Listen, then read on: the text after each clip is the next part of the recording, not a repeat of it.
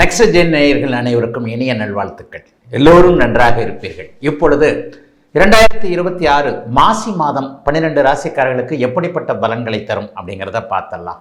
கன்னி ராசிக்காரர்களுக்கு எதிர்ப்புகள் விலகக்கூடிய அட்டகாசமான மாதமாக இந்த மாதம் அமைஞ்சிருக்கு. அதை விட பெருசு என்னென்னா, நீங்களே எதிரியை உண்டு பண்ணுவீங்க.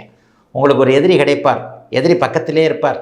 நீங்களே அவரை எதிரின்றதை நல்லா உணர்ந்து அல்லது நீங்களே ஒரு எதிரியை உருவாக்கிக்கிட்டு அப்புறமா ஜெயிக்கக்கூடிய மாதமாக இந்த மாதம் அமைஞ்சிருக்கு.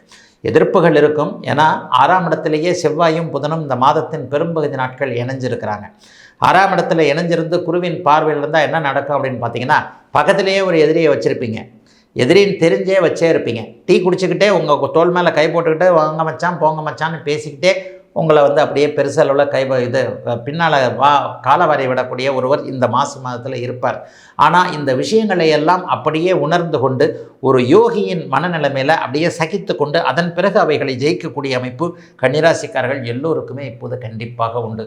6ஆம் இடத்துல ராசிநாதன் இருக்கிறார். ஆனாலும் அவர் குருவின் பார்வையில் இருக்கிறார். நல்ல வேளையாக பெரிய சோதனைகள் இருக்காது.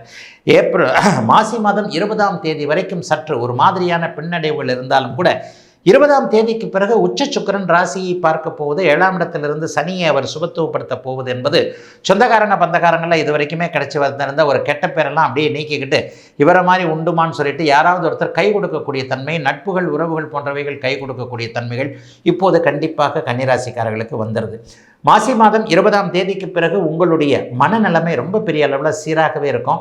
மிகப்பெரிய அளவில் எதையும் சாதிக்கக்கூடிய வல்லமைகள் இப்போது கண்டிப்பாக கன்னிராசிக்காரர்களுக்கு உண்டு.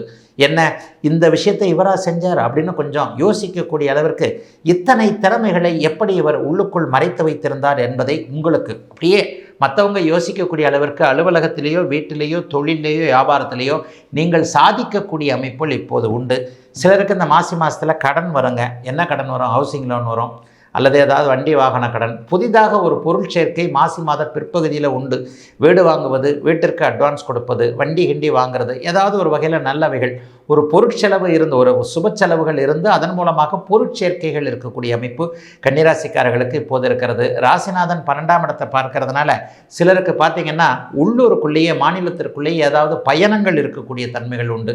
அந்த பயணங்களின் மூலமாக நன்மைகள் மேன்மைகள் கண்டிப்பாக அமைந்திருக்கும்.